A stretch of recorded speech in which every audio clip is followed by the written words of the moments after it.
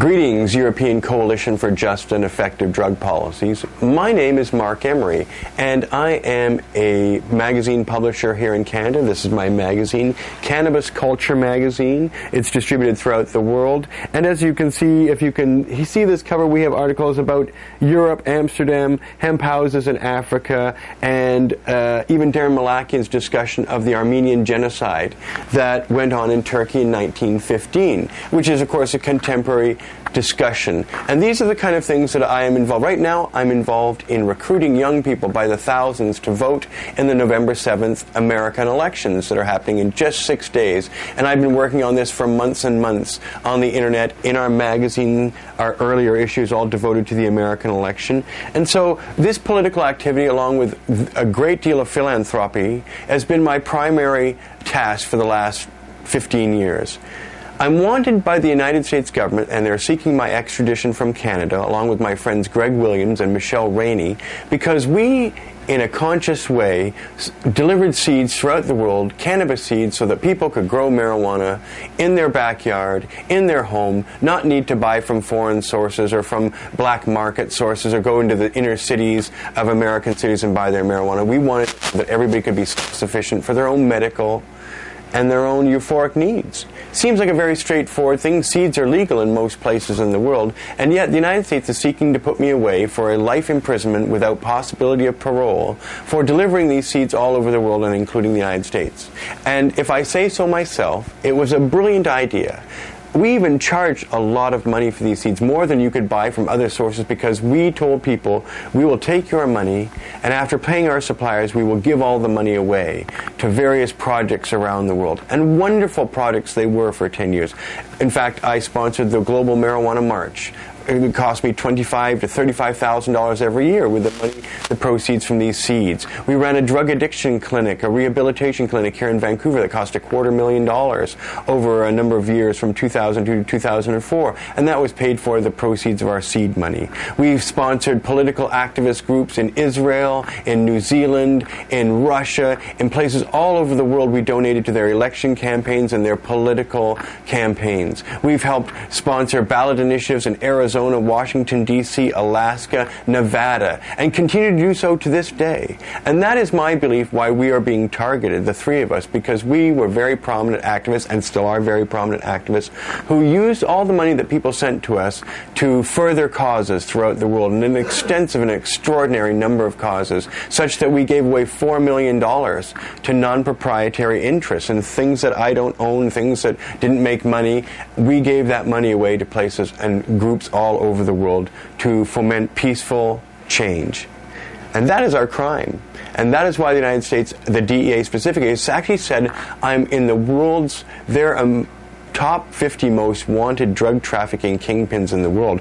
Even though when I was raided, they found no drugs, no money. There was only $12 in our bank account because we gave it all away, consistent with what we've always told people. There were no assets. There was nothing to seize. There were no gangs. There were no heavies, no guns, no weapons, no drugs, which is very extraordinary to say that someone is one of the top 50 drug trafficking targets in the world, and yet in the big raid on all our locations, no drugs were even found, let alone money, guns, or gangs. As I believe you can understand, it is a political thing that the United States is involved in. They want to stop me, and silence my organization, which is responsible not just for Cannabis Culture Magazine, but for Pot TV on the internet, the oldest and most revered video exchange network in the entire world devoted to cannabis issues and the liberation of cannabis. We're responsible for a pioneering store here in Vancouver, and the landscape since we began our activism 15 years ago here in Canada has changed dramatically, such that it offends the United States.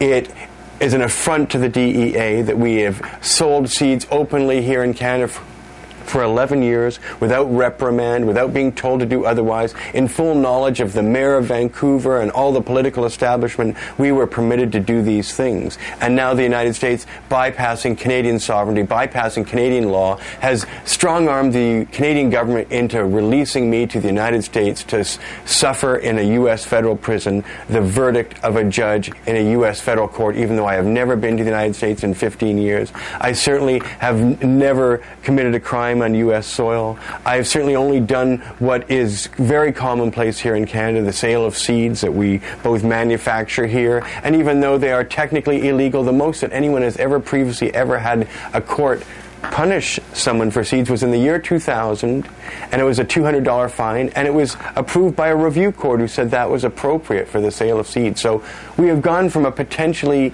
$200 summary conviction offense here in Canada to possibly forfeiting my entire life for eternity in a U.S. federal prison because of their draconian and awful laws that already see hundreds of thousands of Americans imprisoned because of cannabis and other nonviolent drug offenses.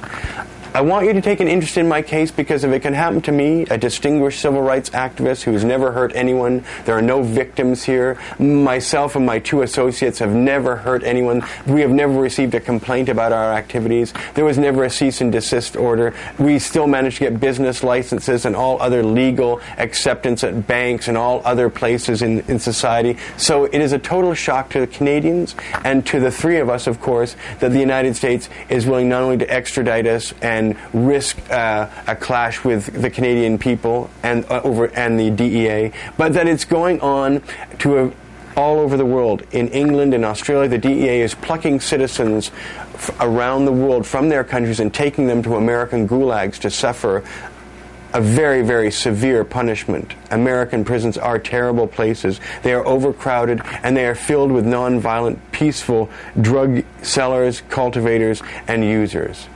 So that is my story. I hope you will research my situation further. We believe we are being unjustly sought for an extraordinary and punitive punishment, and I would appreciate any kind of consideration that the European Coalition for Just and Effective Drug Policies can help us with. Thank you very much.